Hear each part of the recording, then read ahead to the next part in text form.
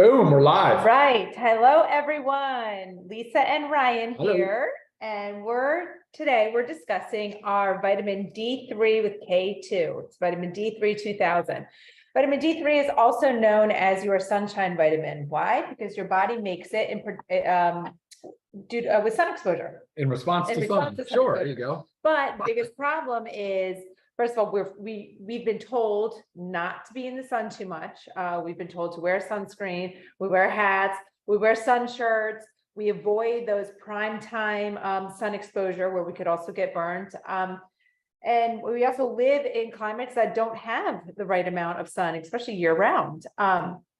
So those are real reasons why we also don't get the vitamin D from the sun that we need. And food sources, it's very, very, very limited in our food sources.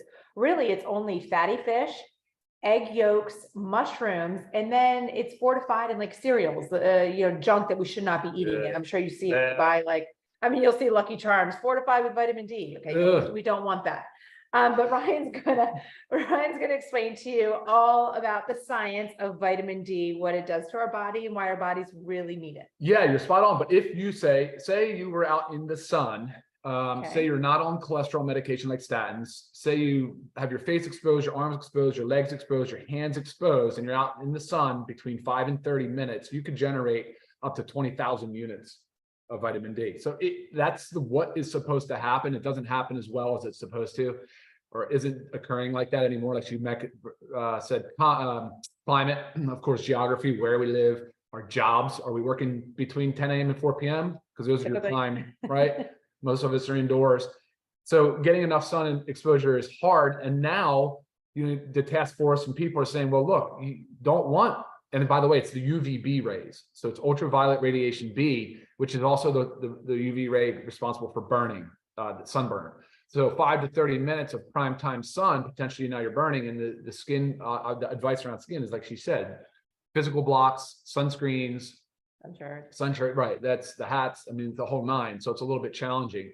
And there are certain other things too that can affect the production of vitamin D from the sun. Like I mentioned, statin drugs, they actually interfere with it because the UVB, the ultraviolet radiation B, will actually interact with the cholesterol in your cutaneous layer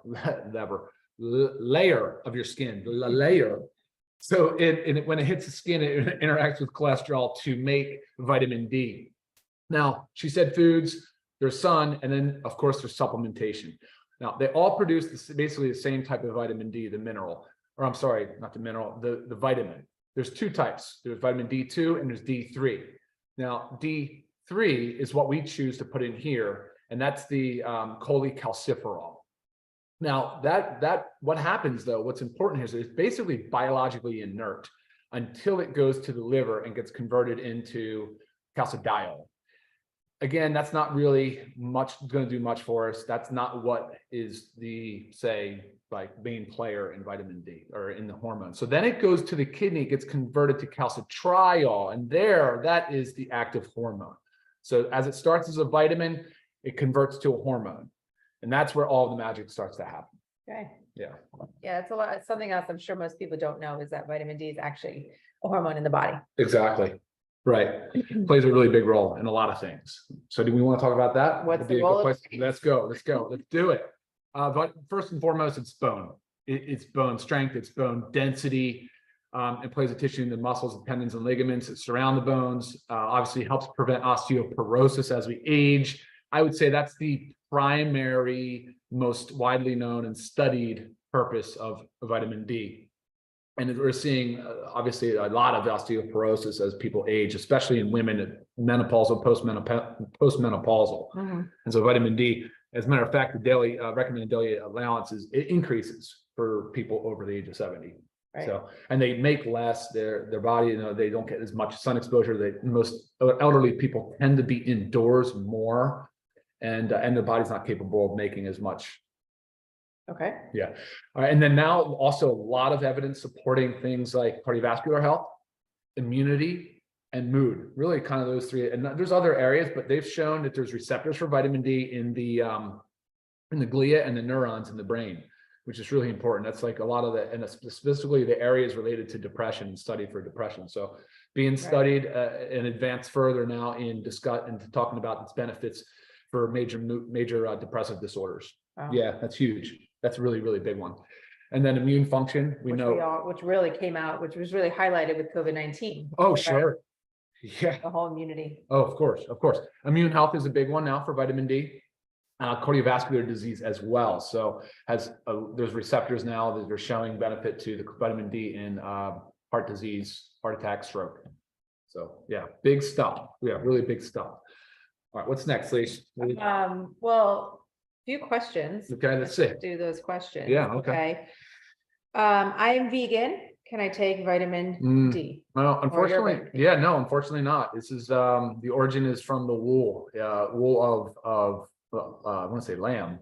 Yeah. Sheep. Yeah. Okay. Thank you. Sorry. Yeah. So no, unfortunately not. But the vitamin D3 with K2 that we have in here is in a vegetable capsule, and gluten-free, dairy-free, common allergen-free, soy-free. So, but unfortunately, no, we cannot say that it's vegan friendly. Okay. Another question is why, so this is 2,000 units, okay? International units. Why 2,000? How do I know what I need? Oh, sure. Okay. Great. Also, the instructions are take 1 to 2, what do I need? Yeah, no, great question. Okay. So this is where I'd like to tell you guys that if you have the opportunity to meet with your doctor, if you have a doctor and you get blood work done, have them draw your vitamin D levels, get your vitamin D levels. So right now, like there's what's the one agency? Well, anyway, so the vitamin D levels are stratified. So if you're deficient, you're technically deficient in vitamin D if you're 12 nanograms or less per milliliter in your blood. So this is if they take your blood, your serum levels. You're deficient under 12. Between 12 and 20, they say it's basically adequate. Now, those numbers tend to be very much on the low end of what the newer kind of evidence that's coming out supports. Like the Endocrine Society says they want levels above 30 nanograms per milliliter. But we want optimal. Then and that's where it kind of becomes, kind of up to the person, right? There's a lot of variability between people, but 30 to 50 is probably a decent range, right? It's a good goal area. Lisa, on the other hand, she likes to be above 50. Some people like to be above 50. The reason why we selected 2,000 units of vitamin D3 is because that should, for most people, put you in between that 30 and 50 nanograms per milliliter blood level. But you can also adjust by just taking more. And that's why we also have 60 capsules in here. So if your body only needs the 2,000, I mean, this is a 2-month supply. But if based on your levels, you need more, you could double, you could triple, do what you need to do. Yeah. Oh, that was the Food and Nutrition Board.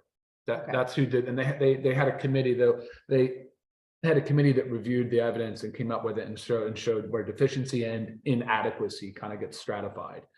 But I think prevailing belief now is to be above 30. And so that 2,000 should get you there. And like Lisa said, if you wanted to go to 4,000, I would suggest doing that under, say, the guidance of the provider or knowing your blood levels. And then you can kind of maintain the levels that are best for you.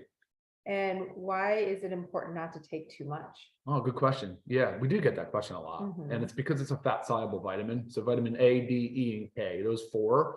So this has vitamin D and K, but the vitamin D can cause toxicity because the fat soluble vitamins can deposit in the tissues. And if you take too much, they can have toxicity. And the toxicity would present as it could potentially raise calcium to dangerous levels. It could cause kidney issues, big issues with the kidney, could cause kidney stones. And it's pretty rare, right? Right, but it can. But it can. So if you just jumped into vitamin D and started taking 10,000 units a day without knowing anything, there might be some risk there. And that's probably where Lisa and I would agree about the tolerable upper limit is probably around 10,000 units a day. And a lot of times it's true. I mean, first of all, it is true that it can take up to 6 months to actually get your vitamin D levels to where you want them to be based on your, your blood work. So you can also get your levels there with a higher dose, and then you could lower the dose to work on a maintenance to try to keep it there. Yeah. So again, it's just is one thing that is extremely important to know based on your blood work. And every time you get your blood work done with your physician, they should be testing D3. But if they're not, just make sure. Just double check, stay on top of it. It's your health. But you did mention right there that we have a K2. Right. Why? Yeah, no, K2. So another fat soluble vitamin, vitamin K is there's some genes that are that encode proteins that are activated by vitamin D. So having K on board will help. Well, it may also help absorption of the drug through the stomach, but it also is going to help increase the utilization of vitamin D as well as calcium. That's pretty critical because, again, that whole pathway is designed to be run together for bone density, bone strength. Okay. And I know there's a small minority of a group that cannot have vitamin K. What group is that typically, and should they avoid? Yeah, I mean, some of the folks that are taking anticoagulants, like Coumadin is one that works on the vitamin K pathway, and so those folks, and that's kind of being more phased out. Most anticoagulants now don't work the same way as Coumadin. But for those people, yeah, I think vitamin K, they're advised to watch out the vitamin K rich foods. And so vitamin K supplement would also be a caution. Okay. And then we talked about that it's fat soluble. So Yes. Does that mean to take with food, without food, with other supplements? No, good. Yeah, for sure. Good question. Because we always try to suggest that people take it, say, at your first meal of the day and with fat. Now, you don't have to take it with fat and with food, but you want to stay consistent either way. You will absorb more when taken with food because, again, fat soluble. So we like to say, hey, take it with food, a little bit of fat. An example of that would be like maybe a little bit of egg or something when you break your fast, or an avocado, you say. I know you like, Sure. Yep. Right? But consistently do it that way. It's every single day. You try to take it early in the day. And I know there's been some new literature that's supporting taking it early in the day because of. You want to comment on that, or you want me to go there? Well, it can help you sleep better at night. Yeah, it can help you sleep better at night.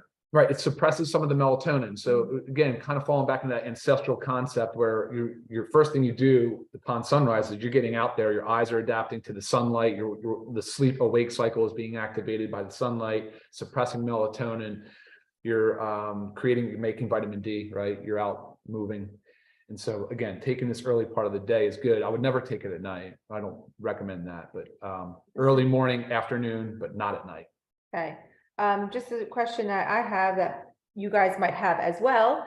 A lot of people do intermittent fasting, and everybody's schedule is very different. So say someone's doing intermittent fasting and they actually don't break their fast until like 2 p.m., but they want to take their supplement. They would rather take the vitamin D earlier. Can they take it with factor 4 because there's the fish oil in it? Does that fat help the absorption? Sure. Okay. Absolutely. So that's an easy way to do it. So first thing in the morning, if you're fasting, you can still take your vitamin D3, take it with your 1 serving of your factor 4. Yeah. Voila. Good advice. Yeah. Okay. Voila. Any reason to not take it with any supplements? Any contraindication? Not really. No, I wouldn't say so, actually.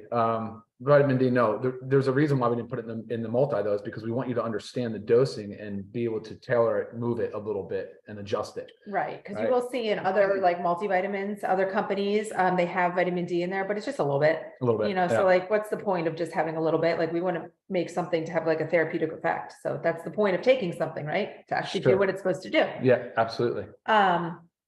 Oh, well, let's just throw out there the price. $8.50 for members, guys. Oh, wow. Simple. $8.50 for members. And again, if you also only need, if you only need 2,000 units a day, you have 2 months worth for $8.50. Yeah. If you're not a member, $17.50. So right there, it pays to be a member. But prices, I mean, there's no reason to not take your D3. Absolutely. Yeah, I agree. I mean, there's very, very few circumstances I can think of that you would not take it, right? Like, no, absolutely. Very important to do. Most people now too, clinically, you're seeing at least 50% of the population has insufficiency. And some of those can actually have a deficiency. And if you're having a deficiency, and especially it's a shame because young infants and children really need that, and they're not getting enough out of the breast milk. And so not that this of course could be used for the infants, but you're seeing it. And then, like I said earlier, you need more of it the older you get. Just because we're not absorbing as well, we're not making as much of it, and it's very important.